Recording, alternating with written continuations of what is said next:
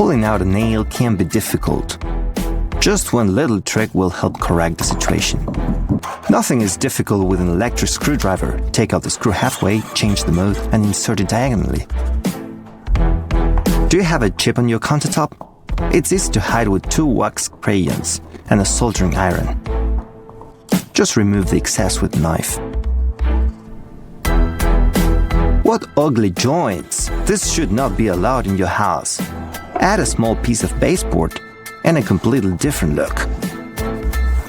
What should always be on hand for a real craftsman? Of course, a pencil. You can write down your brilliant thoughts with it. Some macro and nailing wouldn't hurt.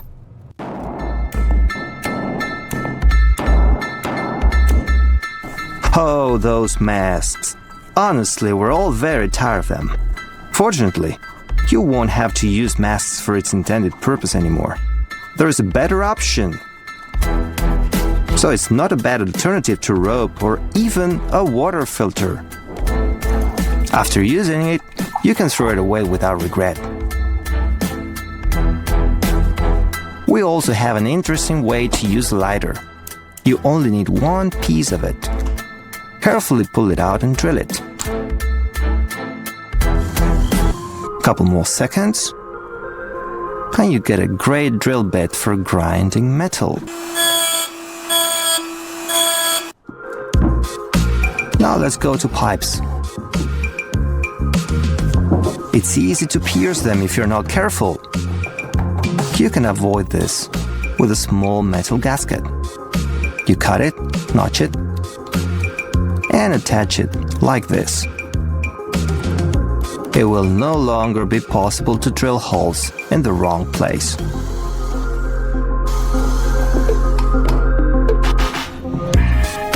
Let's try to lay flooring where the pipe is placed. It's not really that easy. One wrong move and the appearance of the room can be spoiled. But we know how to cut a perfect circle.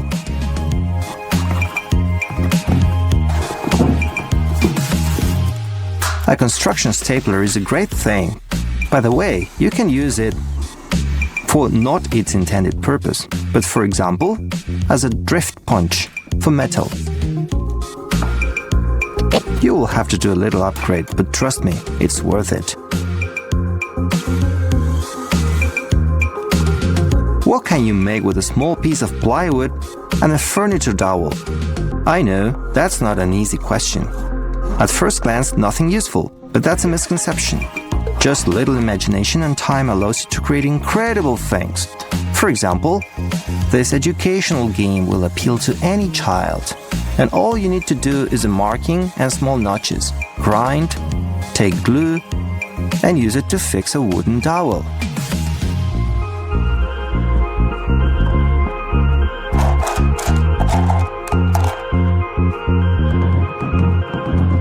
Only the patient can cope with this work.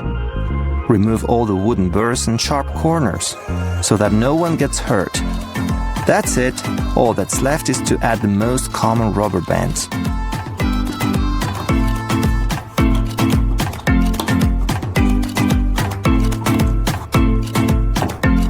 This will keep the baby occupied for a long time, and he definitely won't get in the way of our work. In the meantime, we will cut a beautiful wooden log. It can be used as a leg for a small table. Careful, no sudden moves. You can pay dearly for them. Look, it turns out beautifully. It really can be quite a nice interior decoration.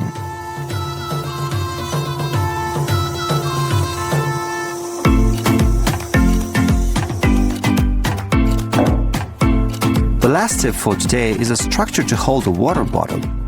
Just add a couple of 3 wooden sticks to hold it in place.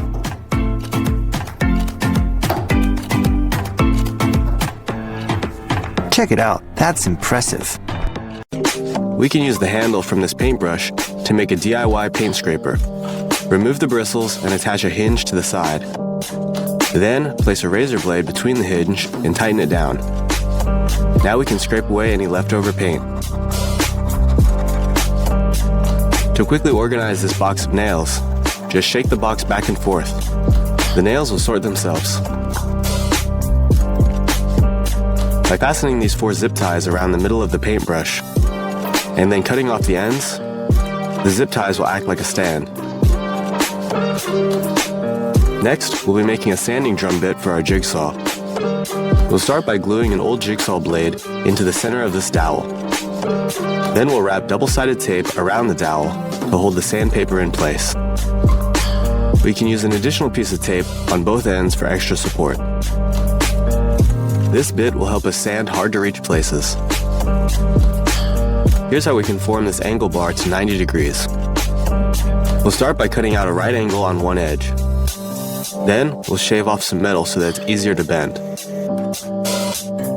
Now, we'll place a small bracket on the joint for support.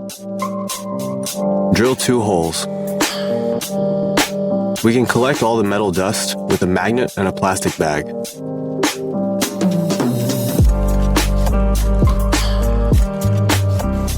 Now, just drill in the screws and then double check the angle.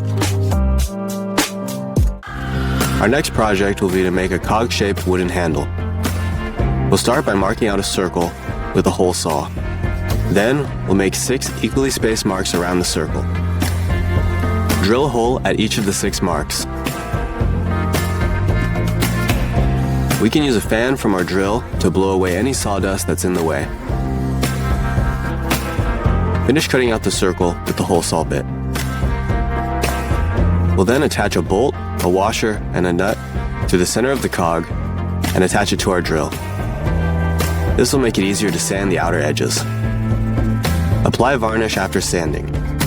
Now, we can easily tighten and loosen this with our bare hands. Here we have a small piece of plywood that will cut into 3 separate pieces, 1 rectangle and 2 triangles. We'll screw the triangles onto the rectangle to make a stand. Now we can use the stand to hold up large sheets of plywood. To ensure that we mark the same angle every time with our speed square, we can attach a bolt to the gap in the speed square to lock in the angle. Now when we tighten down the bolt, we can be sure that we're making the same angle every time.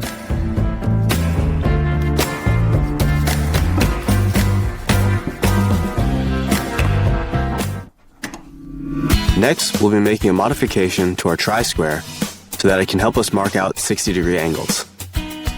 Mark out a 60-degree angle on the handle, and then use a hacksaw and a file to file down the edges.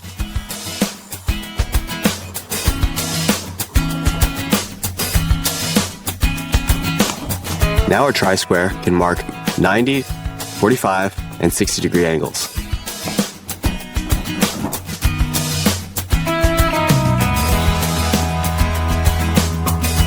To join these 2 pieces of wood together, we'll be using a marking gauge to cut out a lap joint. We'll mark out the exact length and width on both joints. It should look similar to a mortise and tenon joint. After cutting out where we marked, the 2 joints should fit together like so. After joining the pieces together, we'll mark out a square. Then drill holes into the corners. This is where the dowels will be inserted. Here, we're using a metal dowel, so we'll use a hacksaw to saw it flush.